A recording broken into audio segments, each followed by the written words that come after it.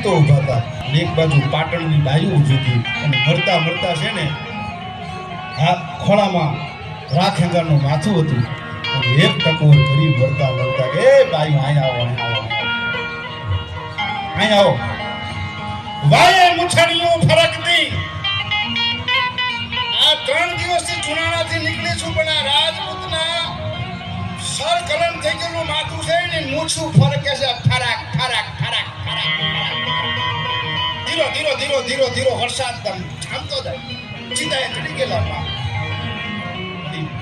માથું છે ને મૂછું ફરકતી હતી અને કીધું કે અહીં આવો હું તમને બતાવું મરદાનગી શું કહેવાય વાયે મુછડીઓ ફરકતી રૈયણ ખબૂત કદ દંત સુન પટોળા વાળ્યું પટોળા કોણ પેલે પાટણ વાળા આ જો એના દાંત મલકાય છે એનું મોઢું મલકાય છે સુન પટોળા વાળ્યું આ તો અમારા વઢવાણના લોબડિયાળીના કંઠ અહીં તારે જોવું હોય તો આ રાજપૂતોને જોઈ લે આને મરદાનગી કહેવાય અને સાહેબ